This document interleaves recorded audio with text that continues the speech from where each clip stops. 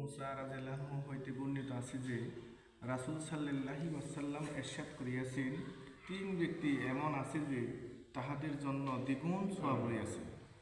প্রথমত ওই ব্যক্তি যে আহলে কিতাবের অন্তর্ভুক্ত ইহুদি বা ঈসাই নিজে নবীর উপর ঈমান আনিয়াছে, আবার মুহাম্মদ সাল্লাল্লাহু আলাইহি সাল্লাম উপর ঈমান আনিয়াছে। দ্বিতীয়ত ওই দাস যে আল্লাহ তাআলার হকসমূহ আদায় করিয়াছে এবং আপন মনিবদের হকসমূহ আদায় করিয়াছে। তৃতীয়ত ওই ব্যক্তির যাহার কোনো দাসী থাকে আর সে তাহাকে উত্তম আদব শিক্ষা দিয়াছে এবং উত্তম রূপে এলেম শিক্ষা দিয়াছে, অতঃপর তাহাকে মুক্ত করিয়া বিবাহ করিয়া লইয়াছে, তাহার জন্য দ্বিগুণ সওয়াব। ফায়দা: হাদিস শরীফে উদ্দেশ্য হইল এই সকল লোকের আমলনামায় অন্যদের তুলনায় প্রত্যেক আমলের সওয়াব দ্বিগুণ লেখা হইবে।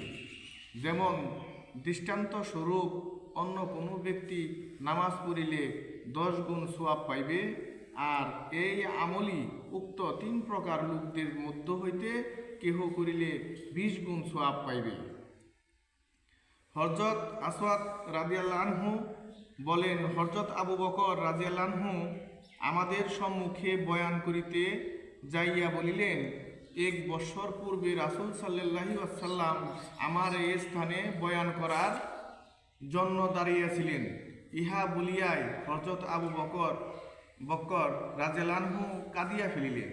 অতঃপর বলিলেন, আল্লাহ তাআলার নিকট নিজের জন্য আফিয়াত ও নিরাপত্তা চাও, কেননা ঈমান ও ইয়াকিনের পরে আফিয়াত হইতে বড় কোনো নিয়ামত কাহাকেও দান করা হয় নাই। হযরত ওমর ইবনে সুয়াইব রাদিয়াল্লাহু আনহু হইতে তিনি তাহার পিতা হইতে তিনি তাহার দাদা হইতে বর্ণনা করেন যে নবী করিম সাল্লাল্লাহু আলাইহি ওয়াসাল্লাম ইরশাদ করিয়াছেন, এই উম্মতের সংশোধনের শুরু হইয়াছে ইয়াকিন ও দুনিয়ার প্রতি আনাসক্তির ধারা, আর উহার ধ্বংসের শুরু হইবে কৃপণতা ও দীর্ঘ আশা আকাঙ্ক্ষার কারণে।